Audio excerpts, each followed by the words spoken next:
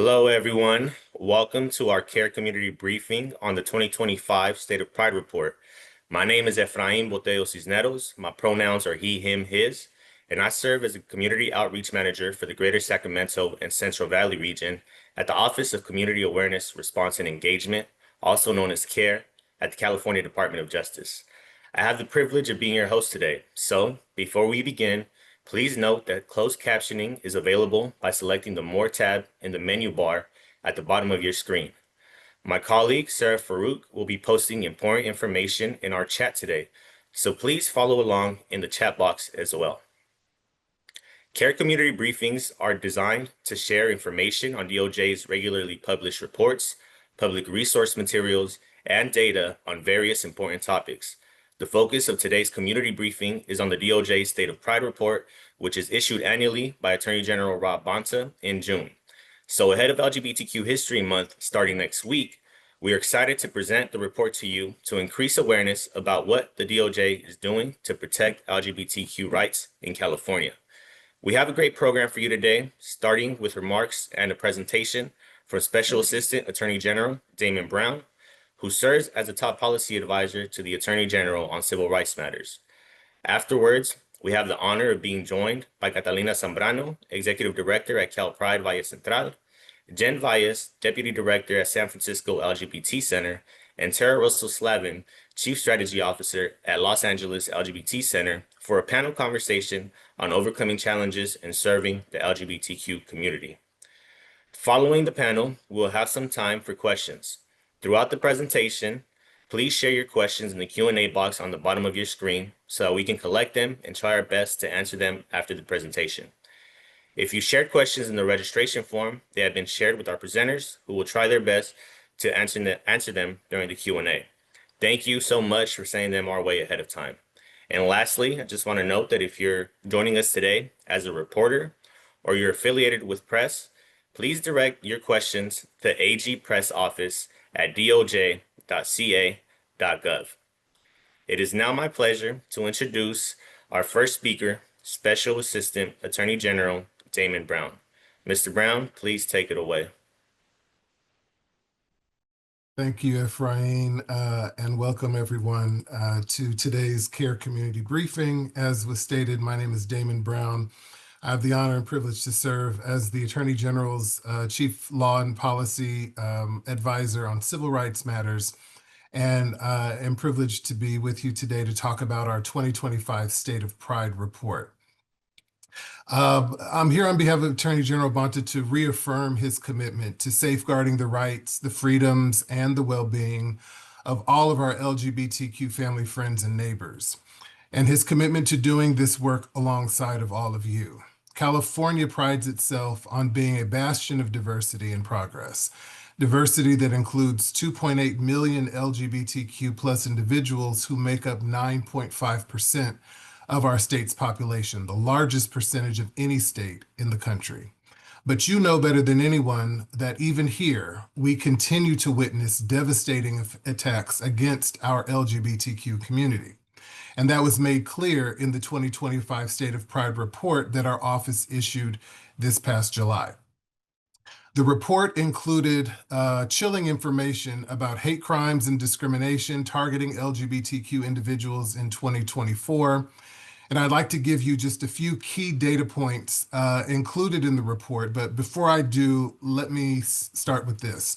We know that these numbers are not exhaustive. They do not include all of the countless of other Californians who have experienced hate incidents and suffered in silence. And we hope that as we continue to issue these reports, and work with groups such as you all, the ones that you all are a part of, that we can both address the root causes of hate and encourage survivors to come forward with their experiences. Because as AG Bonta says, we cannot address what we do not see. If we could go to the next slide, please. And so the 2025 State of Pride report contains several different components. The first is a timeline of firsts in California. I think it's important to acknowledge, and we all do at the Department of Justice, to celebrate LGBTQ history. And throughout our history, our state has paved the way for the empowerment and the advancement of the community. And whether we're talking about Jose Julio Sarria of San Francisco becoming the first openly gay candidate to run for public office in North America back in 1961, or 10% of California's lawmakers that identify publicly as LGBTQ. This timeline of firsts in California is pretty special, and it can be found on page 4 of the report. We've come a long way, but obviously there's still a lot more to do. Next slide, please. As I mentioned earlier, even in California, we continue to witness devastating attacks against our LGBTQ community. And despite the progress that we have made in recent decades, that fight for rights is far from over. In fact, it remains one of the greatest fights, actually, that we must take on as a state. And so between 2023 and 2024, as is highlighted in our latest hate crimes report, there were 455 reported hate crime events that were motivated by sexual orientation bias. And that is an increase from the previous year of 23%. We also saw that 73 hate crime events were reported that were motivated by an anti-transgender and anti-gender nonconforming bias, which again is another increase, this time of 12.3% from the previous year. And there were 172 hate crime events that were motivated by an anti-LGBTQ bias, which is an increase of 13.9%. And this is just in California. Across the country, we know that the picture is even more grim. Last year, as was the case in 2023, so at least 2 years consecutively, there have been more than 500 anti-LGBTQ bills introduced in U.S. state legislatures. And the FBI's most recent annual hate crime report showed a nearly 23% increase in reports of hate crimes nationally based on sexual orientation, and nearly 16% increase of reports of hate crimes based on gender identity. And that's just a snippet of what is included in the State of Pride report. I encourage you to look at it in more detail and share it with your networks so that everyone can be aware of what is being reported. In addition to the stats and the timeline of progress, this report also holds information on the work that we're doing at DOJ and information on what a hate crime is and what you should do if you've experienced or witnessed one. We have 2 Know Your Rights sections, so you might want to pay particular attention to that as well. Next slide, please. As a state and as the nation, again, we've made progress, but the work is still far from over. AG Bonta is working tirelessly to address and end LGBTQ discrimination in all of its forms. And I think everyone here knows that it takes on various insidious forms in many ways, and we are attacking them on all fronts.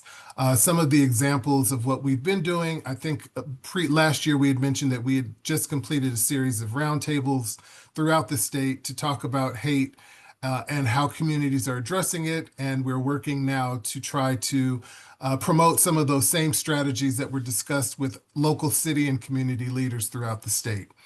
As I mentioned, we did issue our annual hate crimes report and are providing valuable information and expertise and training to federal, state, and local law enforcement to make sure that they're properly identifying, tackling, and preventing hate crimes. This list sort of summarizes some of the areas that we have particularly given a lot of focus to, involving our schools, where the fight for students to participate in activities consistent with their gender identity continues to be one that's waged at the school board level.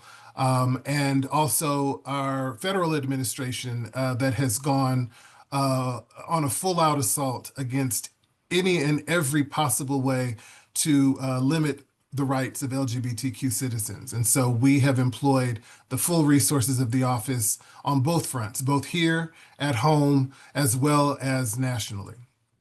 Next slide. The report also has a section that's dedicated to sharing valuable information on your rights to help combat LGBTQ discrimination. AG Bonta is committed to defending all rights, and there's just a handful of them here that are listed. The right to access and utilize public accommodations, the right to use a restroom consistent with your gender identity, to rent property without fear of discrimination, to learn about and teach LGBTQ plus history, whether or not to disclose your gender identity, and when you do it, that make sure that it's on your own terms, on your own timeline, regardless of your age. And you can find a full list of the rights in this report under the Know Your Rights section. I did mention that hate crimes is a top priority of the office, especially because the increases year over year have persisted amongst the LGBTQ plus community. It's disheartening every year that we see these increases, but in the State of Pride report, you will find information that will help to educate the community on the differences between hate crimes and hate incidents, to provide for many of you as trusted messengers to reach out and help others identify how to identify hate crimes and report them. And we hope that these tools and resources are helpful to you in your work to address hate in your local communities. This next slide talks about the fight that I mentioned before on the federal front. And ever since January 20th of this year, and actually several months preceding that, AG Bonta ensured that the department would have the resources to take on these fights that we knew would be coming based on our experience in Trump 1.0, but also because a lot of the heated rhetoric that had been coming out of Washington in anticipation that LGBTQ plus residents would be under attack. And so here's a list. This is not an exhaustive list, but for the sake of just giving you an idea of some of the work that we're doing to fight for the LGBTQ protections, whether we're filing multi-state amicus briefs, which are briefs that we file with the courts where there are active lawsuits supporting parties that are fighting for LGBTQ plus protections. We're doing that in all fronts. We're working with the 23 Democratic state attorneys general in making sure we present a solid front. And in many of those cases, we are actually leading either those lawsuits or those amicus briefs, again, because we have such a huge stake in the game with our population. We want to be at the forefront of as many of these as we can. And so whether we're leading them or whether we're joining other states' efforts, we are participating through litigation and multi-state amicus briefs in supporting LGBTQ plus protections through the courts. Where we have standing to bring those lawsuits in our own name, we will, and where we don't, we will support by joining as amicus or by filing other comment letters. And so last slide, again, as I mentioned, the Attorney General has dedicated the full force of our office to protecting the rights and safety of LGBTQ plus Americans, and that will not change until we see the progress and the security of the safety of LGBTQ plus individuals. Attorney General Bonta always says bigots and bad actors are trying to sow seeds of hate and distrust and discrimination and trying to dismantle the progress that we've made, and it's up to us to stop them. And so we're working tirelessly just to do that, especially for the LGBTQ plus youth, to make sure that they're fortified, that they're uplifted and celebrated in our schools, and they can be ready to take on all of the different things that they will confront, to know that we have their back. And so we're fighting to ensure that every Californian, no matter who they love or how they identify, is not blocked from pursuing their version of the California dream. And so I want you to know that our door is open to you. I'm here to work with you. Our Office of Care that's putting on this webinar today is here to work with you. And most of all, our Attorney General is here to work with you. So with that, I will turn it back over to Ephraim to introduce our panel in the next segment. Thank you. Thank you so much, Special Assistant Attorney General Damon Brown, for sharing about what DOJ is doing to protect LGBTQ rights here in California. We'll see you later on in the program for the questions. For now, I want to invite our three distinguished guests to participate in a panel discussion on overcoming challenges and serving the LGBTQ community. We have the honor of being joined by Catalina Zambrano, Executive Director at Cal Pride Valle Central, Jen Valles, Deputy Director at San Francisco LGBT Center, and Tara Russell Slavin, Chief Strategy Officer at Los Angeles LGBT Center. All three of these leaders are on the front lines every day, supporting LGBTQ community members navigate the many challenges that our State of Pride report sheds light on. If you have a question for any of our panelists today, please share them in the Q&A box on the bottom of your screen throughout the panel conversation. I want to start off with the first question directed at Catalina. Catalina, your organization offers a wide range of programs designed to empower and support the LGBTQ community in various areas throughout the Central Valley. I wanted to ask you, how is the current national political climate affecting LGBTQ communities locally, and in what ways can the LGBTQ community be better supported in your area of the state? Yes, good morning. Catalina Zambrano here, pronoun she, her, ella. I'm the executive director of Cal Pride by Central. My office is out of Merced, but we are one of three centers servicing uh, Almador, Calaveras, Tuolumne, Mariposa, Merced, Stanislaus, Madera, and moving into San Joaquin. A couple of the resources that we provide, of course, is our safe-based support groups, STI, HIV prevention and testing, overall TGI mentorship, helping people access proper gender-affirming care, as well as family and ally support groups as well.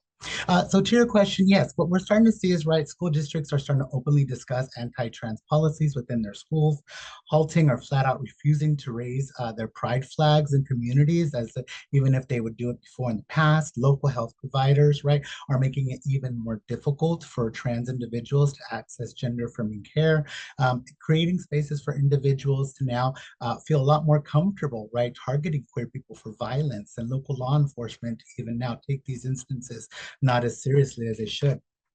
Local organizations are beginning to halt their partnerships with queer organizations and out of fear of being targeted because of those collaborations. What's causing is the queer community to feel unsafe, unsupported, and even beginning to feel hopeless, right? Myself included, being a trans individual living authentically as myself for 30 years, I myself find not feeling comfortable going into certain spaces, questioning whether I should use these restrooms, right? Thinking about, well, I need to be more hyper aware of my surroundings, which causes me a lot more stress and feeling a lot more comfortable just staying at home and self-isolating, which is not healthy. Right.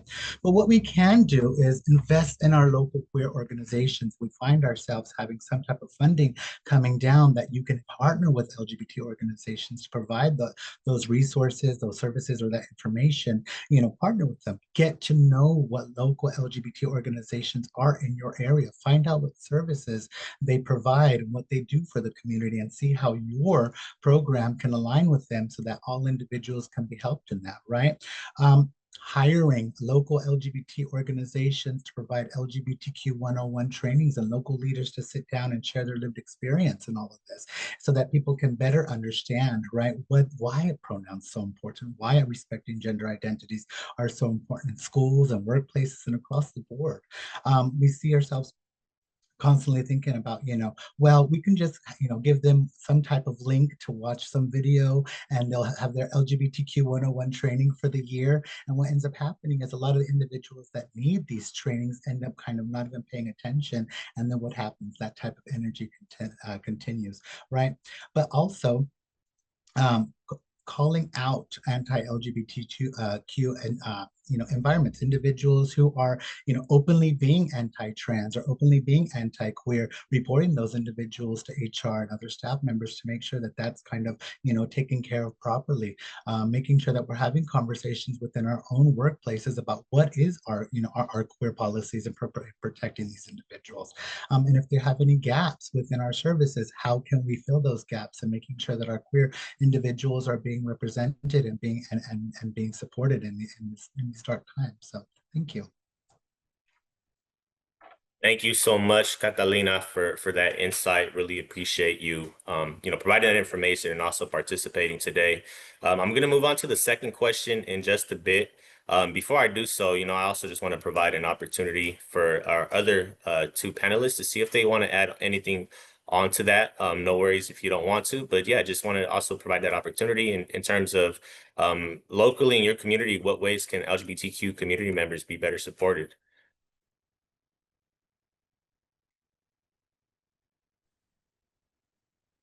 And Tara, yeah, we're looking at each other. A lot of what Catalina said is the answer. And I think honestly, the best way we can be supported right now in this moment is with collectivity, right? Please come to your local LGBT center or find the organization in your area that feels like a place you can show up to. And whatever you show up to do, that doesn't even matter. It's just the showing up part.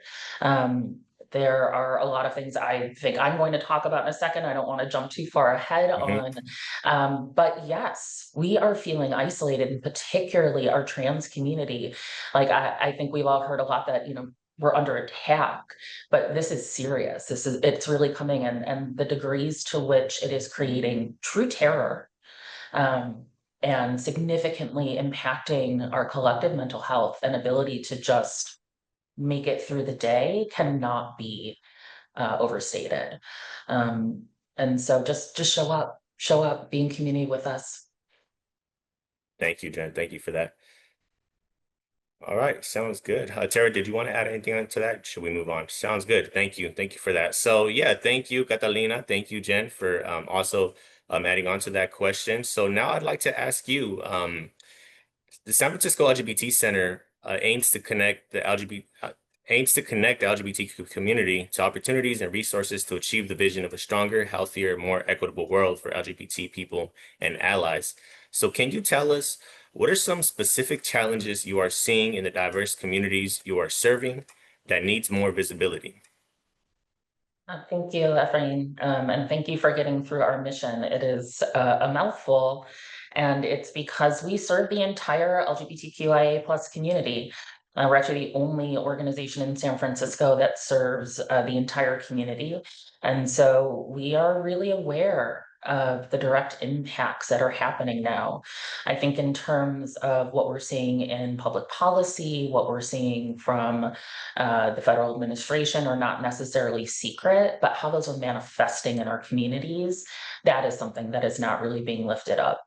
And part of what's happening for us, especially in San Francisco, is people are fleeing here. People are fleeing here not just from across the country, but from around the world. I have to imagine, Tara, especially in LA, you were seeing the same thing. We have people calling our programs every single day saying, I am moving there. Not, can you help me? Or is this a good idea? Or how will this work? But I am coming. Is there any way you can help with a job or housing before I get there?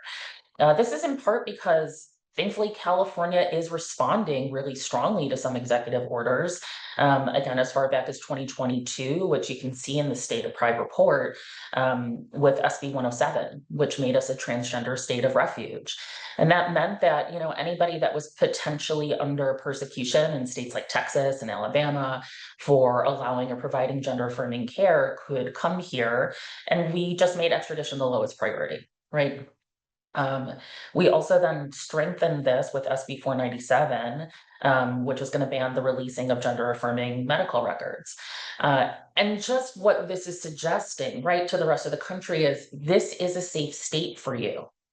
If you want to live authentically as who you are, and if you want to access care that is so critical to your life and how you live your life, California is the state to do it in. However, for those of us that live in California, particularly in the larger cities, it is a hard place to live. And so we're seeing our young people in particular choosing to live on the street than to live in their home state. We have had youth that have shown up here and opted to go back home just because the challenges of living here arrived back in their home state and have returned with more people. The situation within California is not great, as we've seen from the State of Pride report. Situation outside of California is particularly dire in a lot of places. And I think the thing that I will lift up in my last, minute I have to speak here, and I've seen this come up in the Q&A already, I think from Lasara Allen. Lasara, if you're here, hello. Lasara is the Executive Director of the Pacific Center for Human Growth in Berkeley. That's our LGBT center in Berkeley. And what we've been seeing in the news last week is that the FBI, and per the Heritage Foundation, they're really pushing for this, want to label transgender people and their allies as nihilistic, violent, extremist threat group. They're referring to them as NVEs. This is new. This was created earlier this year. And when I tell you that our community is on very high alert, again, I cannot overstate that. And just in the ways that manifest in our personal life, I will tell you, even just for me personally, my sweetheart and I just canceled a trip to Mexico because we don't know if he can get back in the country. And so every element of our lives at this point has come to a halt. I like to end on positive notes, but things are very challenging for us in this moment. And I guess the positive note is, yes, please just come on by, show up, show us you care, be in community with us. Let's stand together. Thank you, Jen. I really appreciate that heartfelt answer. And then also just want to see if any of the other two panelists want to add anything on to that question before we move on to the third question. I guess I would just add, kind of building off this nihilistic terrorist threats, right? We have seen in the executive orders and in the internal memos circulating this real push towards criminalization of our communities, whether it is the public service loan forgiveness talking about substantially illegal activities, or the explicit like DOJ subpoenaing, I can't say the word right now, but the medical records of the doctors who have been treating trans youth at hospitals. All of these, right, are leading, I think, beyond just kind of the very painful and still incredibly impactful, just hateful rhetoric, to now like the possibility and the increasing likelihood of real putting federal government resources to target our community and to potentially criminalize and jail folks. And it's I think, when I think about what we need to be doing in California and looking at the questions, I think there's so much there about how do we mitigate that harm, knowing that it's probably impossible to mitigate it all, but what can we be doing to the most of our ability to make sure that California is living up to its promise as this refuge, as the state where we know, and like very deeply, right? We have worked really hard to get the LGBTQ, this state to be one of the most LGBTQ inclusive states in the country. Thank you for adding on to that, Tara. And that will transition us into our final discussion question here. So Jen, you mentioned it. It's very difficult to see hope in these very challenging times. However, something that I'm always reminded about when I go in community is like I see folks with that hope and with that drive to try to improve the lives of folks. And like you all are committed to it. There's plenty of organizations throughout the state and agencies throughout the state that are committed to it as well.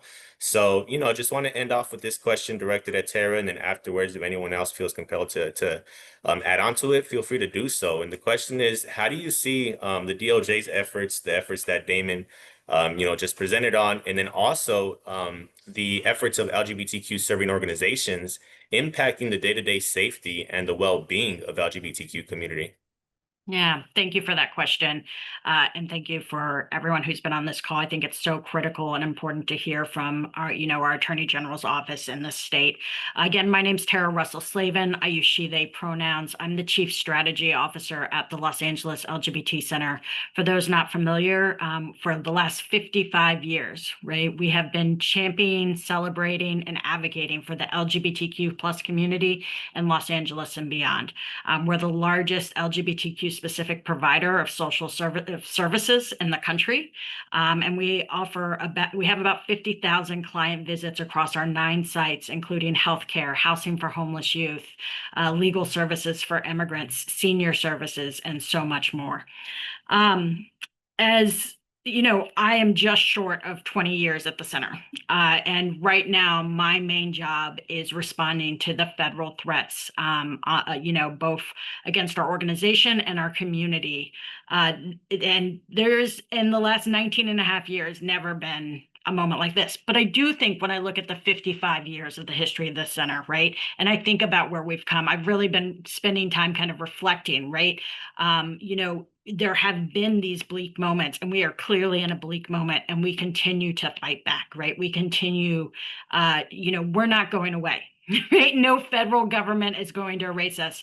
And I think as when I think about LGBTQ plus in TGI-led organizations in this moment, and especially community centers, we are so much on the front lines when so many of our allies, right, pulled back and took down all of their references to the trans community, quite frankly, to the entire LGBTQ community in most of these instances, right, under threat, and really pre-complied very early on in this administration.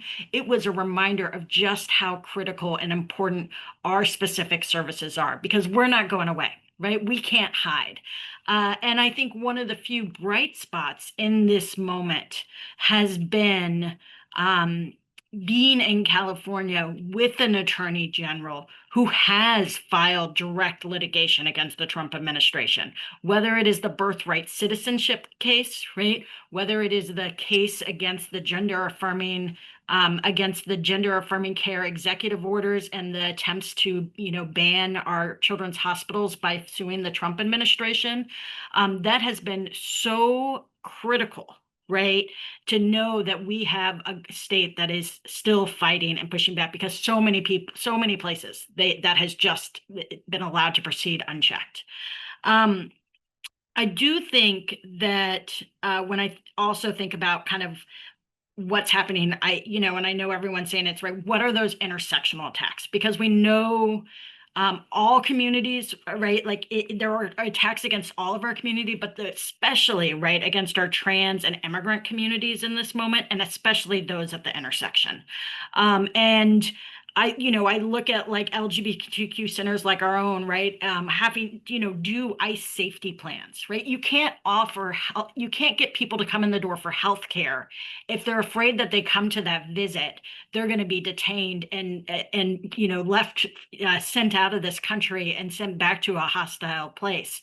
And so those things are so important. And again, I think that's why I really appreciate, I think it's important to name the Attorney General's leadership on those issues as well.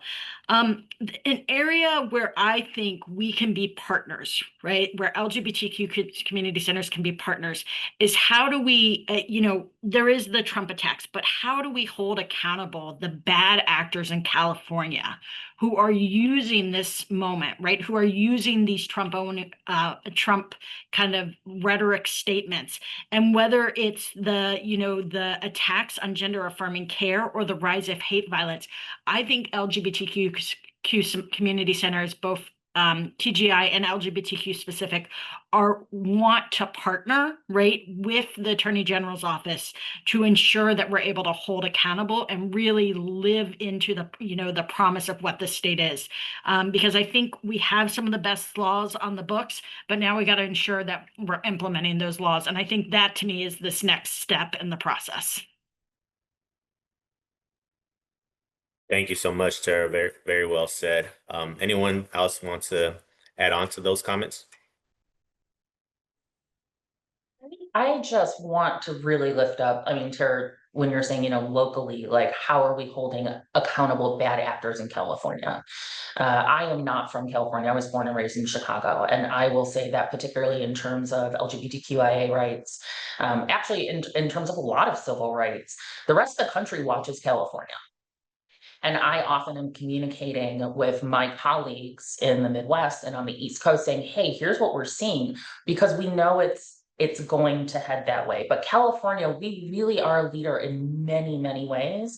And so it is critical that we are leading these fights as well and really developing that model, because once we do that, a lot of the country will follow it. Thank you, Jen, for that. Yeah, I mean, this is a great panel, a lot of information, a lot of insight from different parts of the state, right? From Northern California all the way from Southern California. We know there's a lot of great community partners in between that are continuously, providing us great information for our office to be able to, continue our fight because, we're committed to this fight.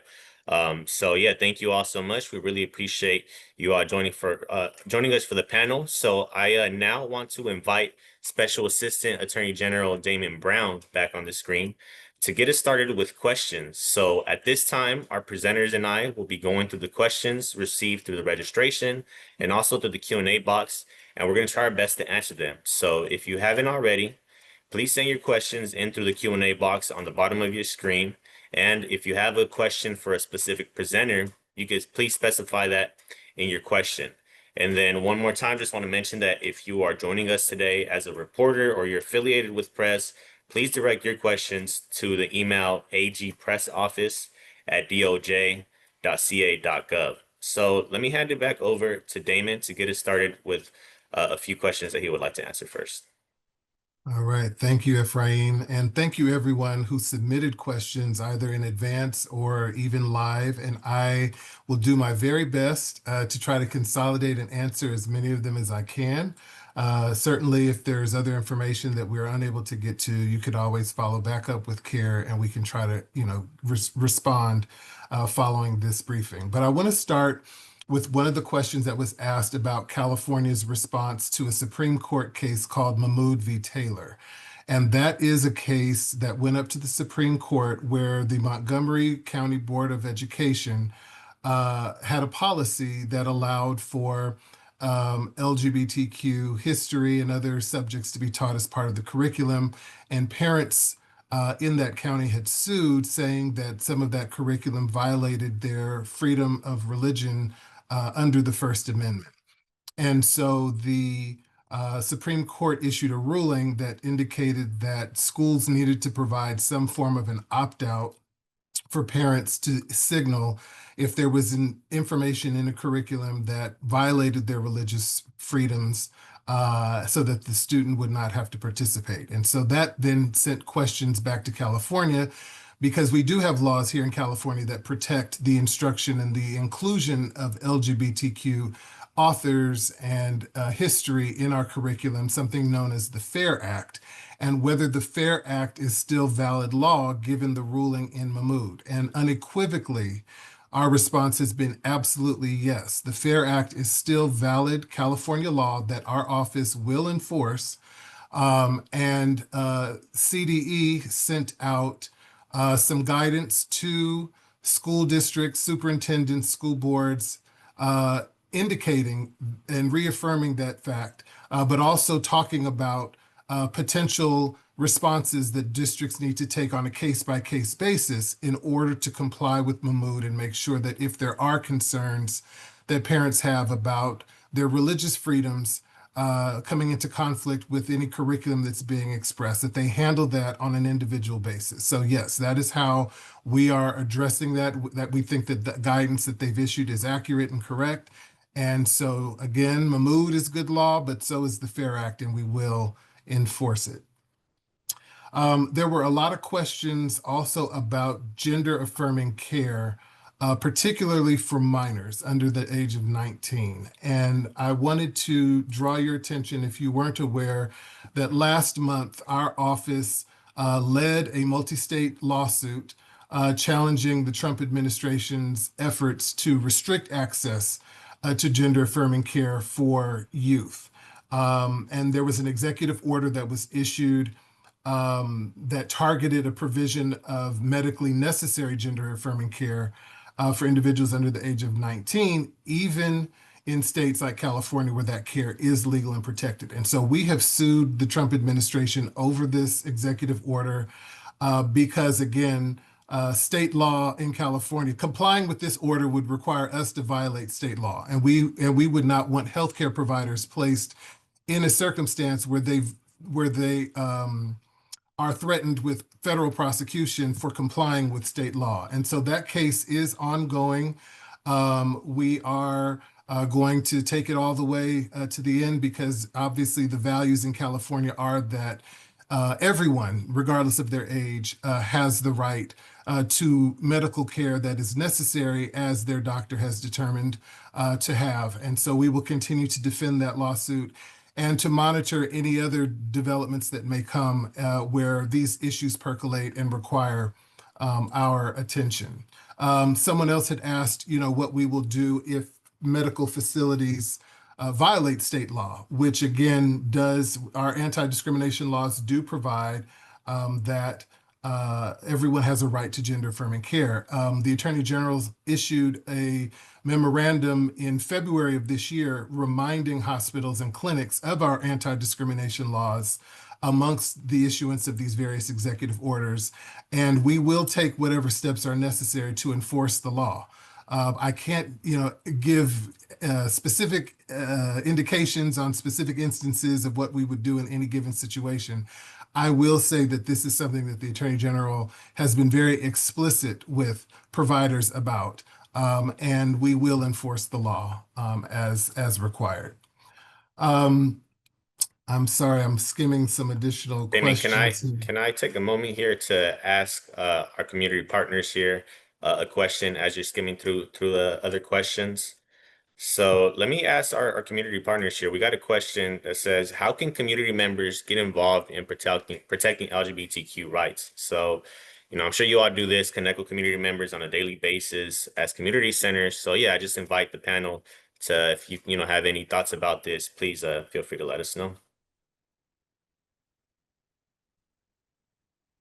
I think Jennifer kind of said this earlier, but showing up to your local LGBT organizations, finding out, again, what your local organizations are doing. On top of that, finding out what policies are already put in place.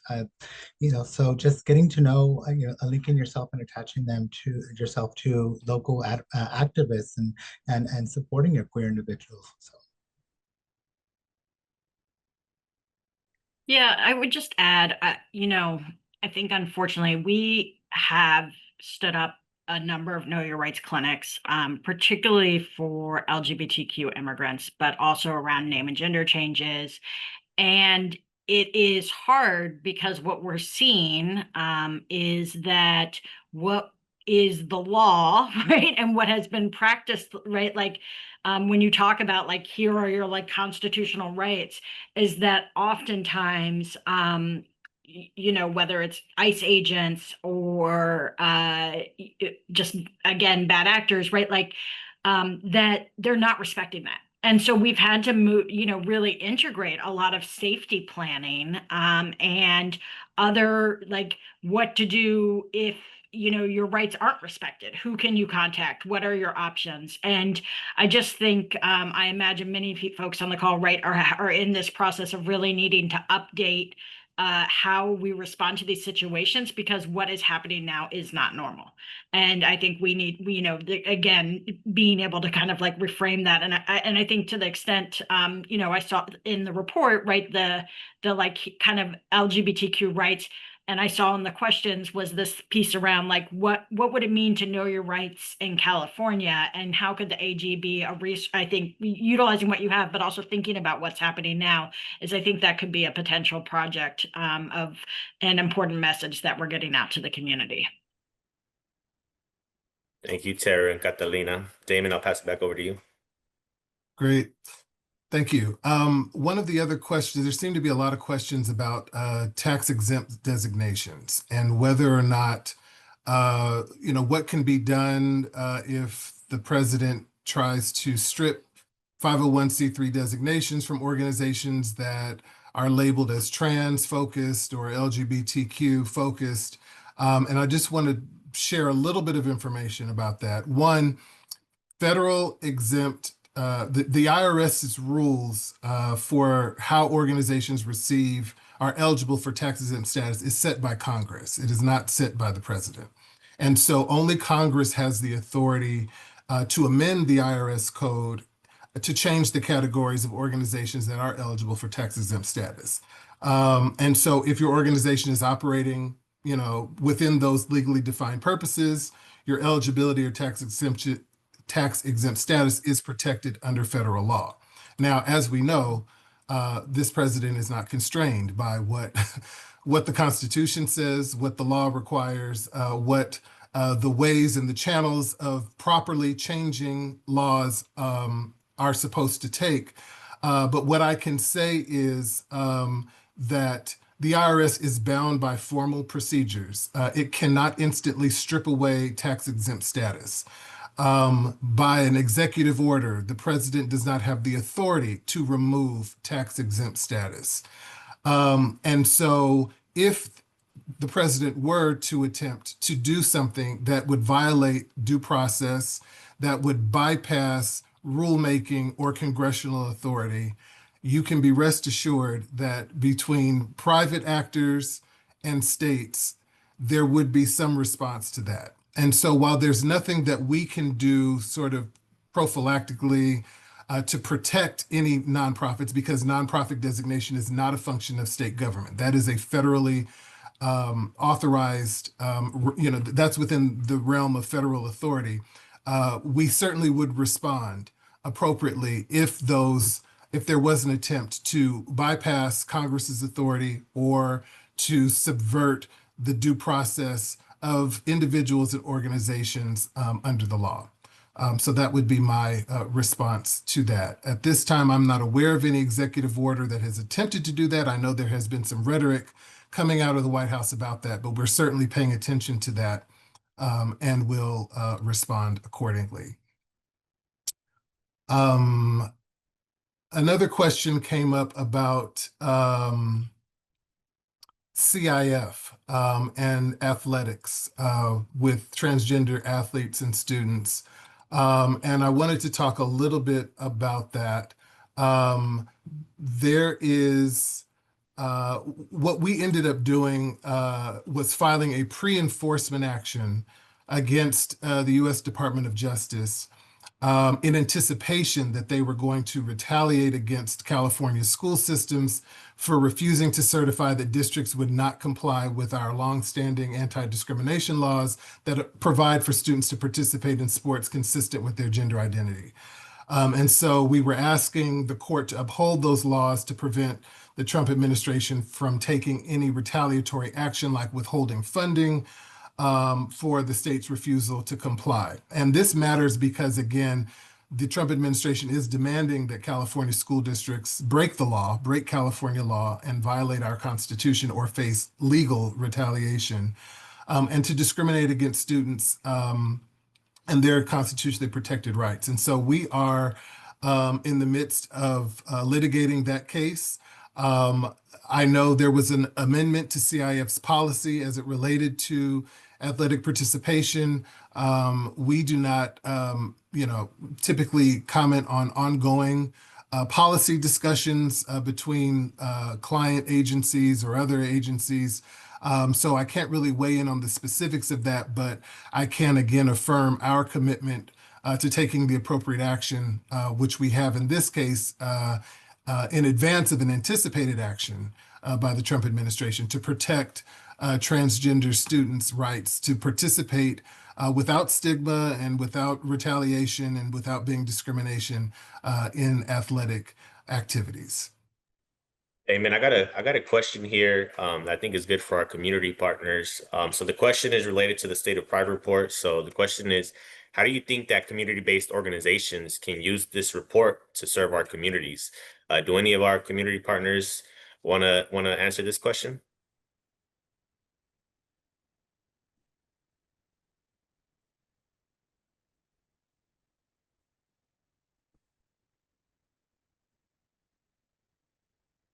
Okay, I'll chime in. I kind of mentioned it before. I think, a couple things, right? We see right now the end of data collection happening once again. And so I think any government materials that can specifically document harm to LGBTQ communities are important resources that we can use, right?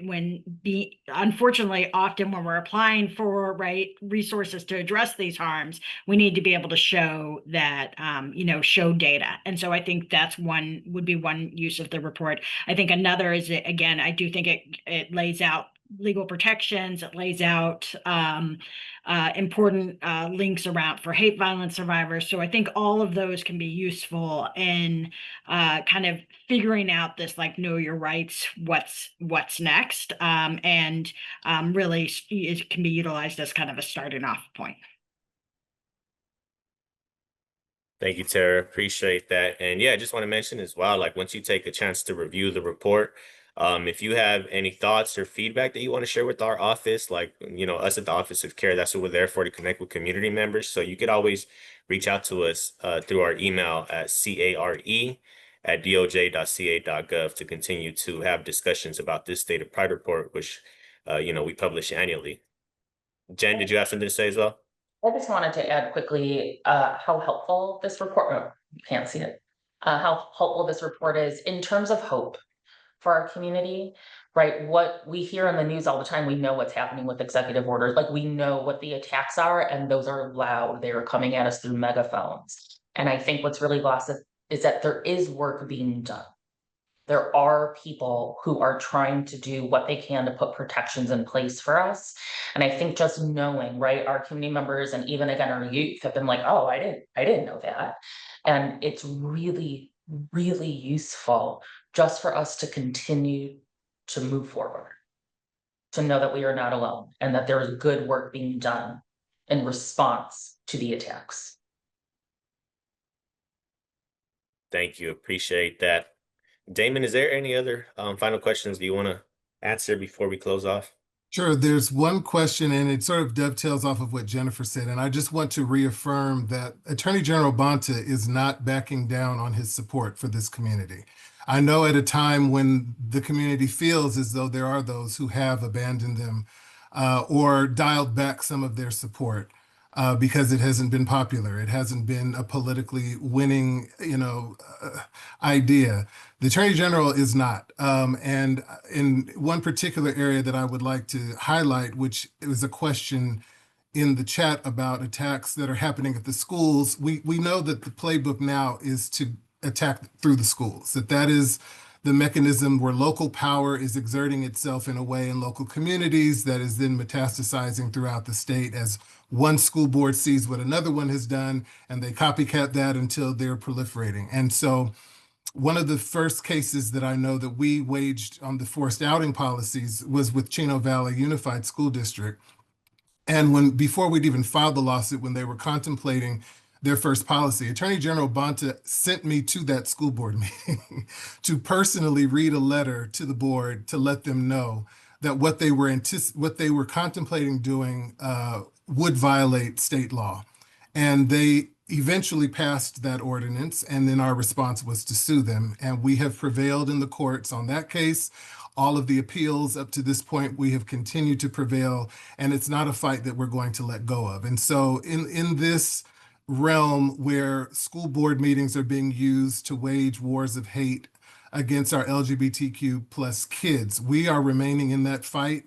And we advise a lot of these school board policies when they're up for consideration. We find out about it because community partners have called our office and said, such and so school board is considering this policy on next week's agenda. And it brings to our attention things that may be happening even in some of the most remote places within the state. And so I would just encourage you all that if you are aware of this information, our doors are open. We do want to know, and where we can take action, we will, as we have shown in the past. Thank you so much, Damon. Thank you, Catalina. Thank you, Jen, and thank you, Tara. I saw a lot of reactions throughout the presentation and the remarks, and it just speaks to the great job that you all done in providing the insight and information that our attendees were seeking. So thank you so much for joining us today. Yeah, we really appreciate it. I hope that you have a good rest of your day. So unfortunately, we run out of time for questions, but I do appreciate you all for joining us today for our CARE community briefing on the State of Pride report. We hope that this presentation was informative and useful to you, and we would appreciate it if you could take a moment to complete our brief survey, which will come up in the next slide shortly. Your feedback is going to help us improve our webinars and future programs. You can access the survey by clicking the link provided by Sarah in the chat, and we'll also have a QR code in just a bit on the screen as well. Today's presentation is available on our website at the link provided by Sarah in the chat.